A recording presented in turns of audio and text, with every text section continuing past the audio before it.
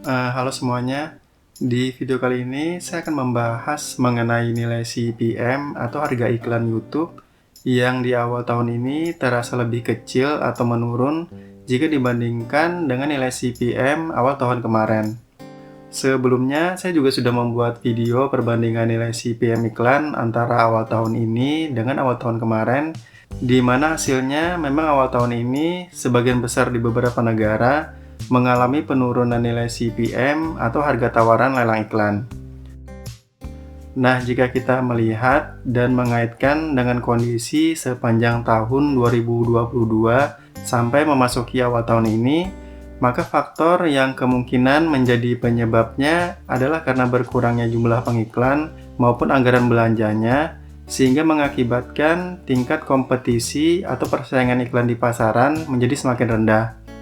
Seperti yang kita ketahui, sistem tagihan atau biaya belanja iklan di Google menggunakan atau berdasarkan tawaran lelang, sehingga semakin banyak pengiklan yang berkompetisi memasang harga lelang iklan di pasaran, maka harga iklan juga akan semakin naik.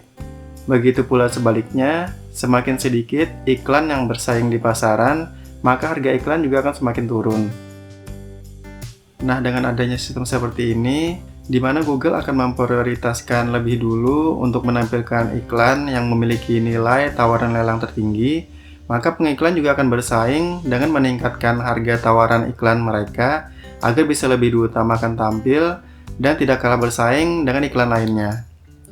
Ada beberapa hal yang menurut saya mempengaruhi jumlah pengiklan ataupun alokasi anggaran belanjanya sepanjang tahun ini. Yang pertama bisa karena resesi atau keadaan ekonomi yang masih belum stabil, seperti daya beli masyarakat yang sedang menurun, terjadinya inflasi, dan lain-lain, sehingga membuat pengiklan harus mengurangi jatah anggaran belanja iklan mereka. Yang kedua, perang antara Rusia dan Ukraina yang masih belum berakhir sampai sekarang.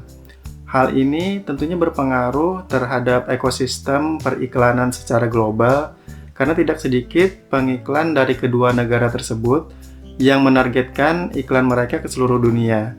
Misalkan saja untuk iklan aplikasi, game, atau pengenalan merek dan brand tertentu. Sehingga ini juga menyebabkan berkurangnya tingkat kompetisi atau persaingan tawaran harga lelang iklan di pasaran. Yang ketiga, karena kehadiran atau persaingan antar platform sejenis seperti TikTok, Facebook Watch, dan lain-lain, yang menyebabkan pengiklan harus membagi jumlah anggaran belanja iklan mereka ke berbagai platform tersebut dan tidak lagi hanya terfokus pada YouTube saja.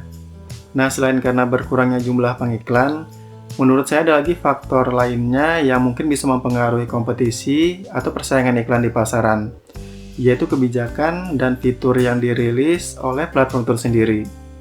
Misalnya saja seperti kebijakan YouTube yang menampilkan iklan pada channel yang belum dimonetisasi, atau hadirnya fitur penempatan iklan yang baru saja dirilis seperti di feed sort. Dalam hal ini, kebijakan tersebut memang lebih menguntungkan pengiklan karena dapat membuat jangkauan penayangan iklannya menjadi semakin luas. Tetapi ini juga akan membuat berkurangnya persaingan iklan di pasaran, sehingga harga iklan yang nantinya menjadi murah akan berdampak juga terhadap penghasilan yang diterima oleh kreator. Oke, mungkin itu aja pembahasan video kali ini. Mudah-mudahan bisa bermanfaat. Dan jika teman-teman punya pendapat lainnya, bisa tuliskan di kolom komentar.